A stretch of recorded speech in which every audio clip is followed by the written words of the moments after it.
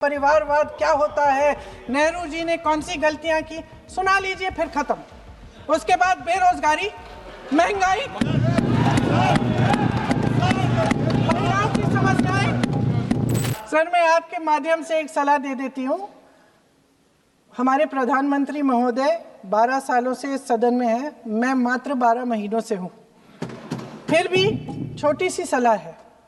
उन्होंने अभी हाल ही में चुनाव था, कुछ महीनों पहले उन्होंने एक सूची निकाली थी कि विपक्षी दलों ने और विपक्ष के नेताओं ने कितने अपमान किए हैं इनके, और उसमें शायद 90-99 ऐसे उन्होंने अपमानों की सूची बनाई थी। तो मैं उनको एक छोटी सलाह देना चाहती हूँ कि नेहरू जी से जितनी भी शिकायतें हैं, जितनी भी गलतियाँ उन्होंने की आपके जहन में, जितनी भी गालियां देनी है, जितना भी अपमान करना है, उसकी भी एक सूची बना दीजिए। नहीं, बात खत्म नहीं है।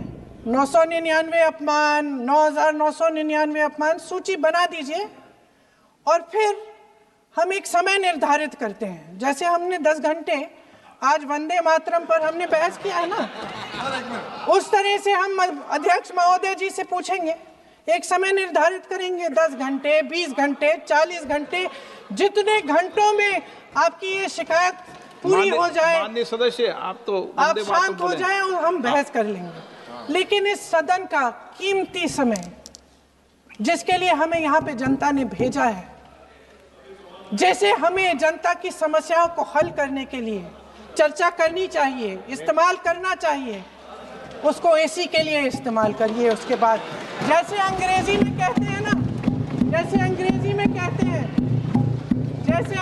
में कहते हैं कि once and for all let's close the chapter, close कर लीजिए। देश सुन लेगा क्या क्या शिकायतें हैं, किसने क्या किया, इंदिरा जी ने क्या किया, राजीव जी ने क्या किया, परिवारवाद क्या होता है, नेहरू जी ने कौन सी गलतियां की, सुना लीजिए फिर खत्म। उसके बाद बेरोजगारी, महंगाई, महिलाओं की समस्याएं, जो पीएमओ में हो रहा है उसकी बातें, उसकी चर्चा, जो बैटिंग ऐप के बारे में हो रहा है पीएमओ के अंदर, आप सदस्य प्लीज, जो एफस्टीन फाइलों में आपके मंत्री महोदय के नाम निकल आए हैं, उसकी चर्चा करेंगे। आप वंदे मातरम में बोले। आप नेताजी के लफ्ज नहीं सुनना चाहते? बंगाल का चुनाव आ रहा है, सुनिए सुनिए सुनिए सुनिए। हाँ, कोई बात नहीं, हम तो देश के लिए हैं, हम देश के लिए हैं। आप चुनाव के लिए हैं, हम देश के लिए हैं। हम जितने भी चुनाव हारे, हम यहाँ बैठे रहेंगे और आपसे लड़ते रहेंगे और आपकी विचारधारा से लड़ते रहेंगे।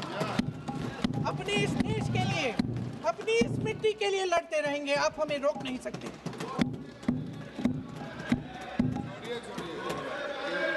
सुन लीजिए, इस मोड़ पर हम इस सदन में अपने राष्ट्रगीत पर भी बहस करेंगे। आपने बहस मांगी है, आपने बहस मांगी है। आप तो इलेक्टोरल रिफॉर्म्स की बहस नहीं मांग रहे थे कि जब तक हम इस पर बहस नहीं करेंगे तब तक उस पर बहस नहीं होगी। इसकी वजह क्या है? इसकी वजह क्या है? हम आज यहाँ ये बहस क्यों कर रहे हैं? हमारा राष्ट्रगीत है, इस पर क्या बहस हो सकती है? हम ये बहस यहाँ आज 2 वजहों से कर रहे हैं। पहला कि बंगाल का चुनाव आ रहा है, हमारे प्रधानमंत्री अपनी भूमिका निभाना चाहते हैं उसमें। और दूसरी वजह ये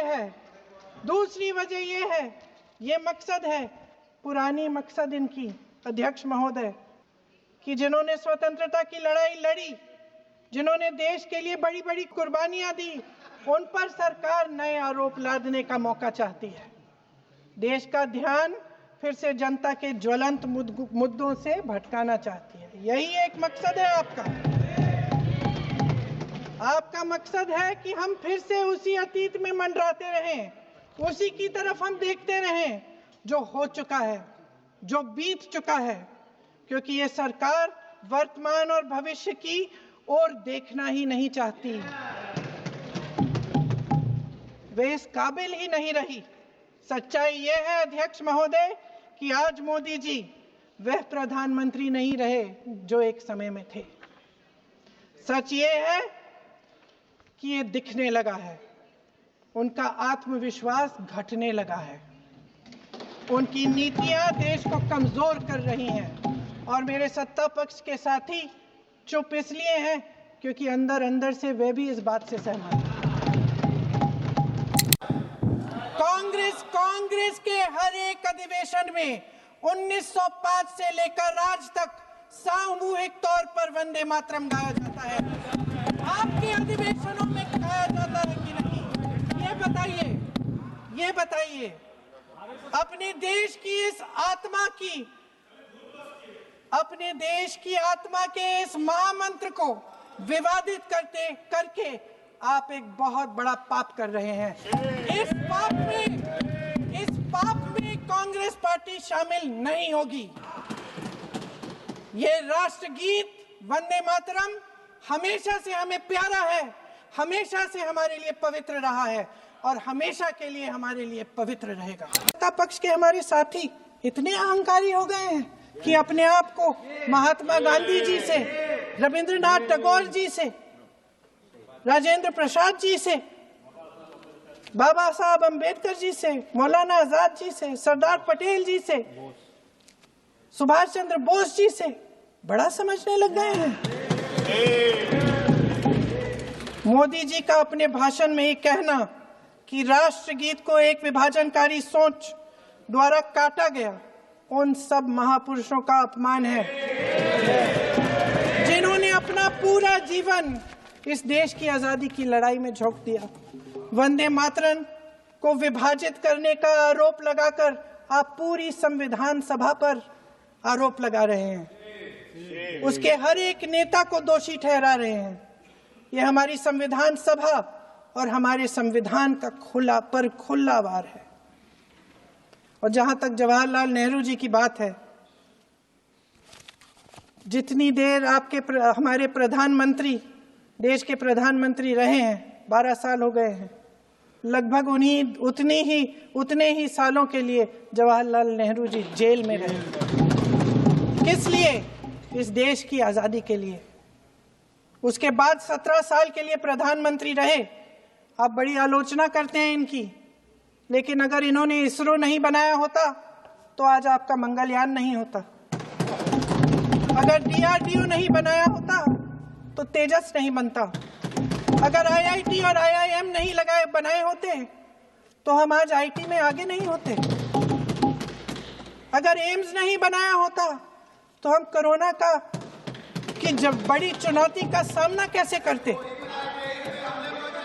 हाँ, वही बना कुछ भी। इसका मतलब है इस मुद्दे का जवाब नहीं है आपके पास है? अगर इन्होंने BHEL, गेल, सेल, भाखड़ा नंगल ये सब नहीं बनाया होता जो आप सब बेच रहे हैं, तो ये विकसित भारत कैसे बनता? और मत कहिए बाकी। पंडित जवाहरलाल नेहरू इस देश के लिए जिए। सुन लीजिए, बेच लो यार, और बाकी भी बेच देंगे। पंडित जवाहरलाल नेहरू इस देश के लिए जिए और देश की सेवा करते करते उन्होंने दम तोड़ा।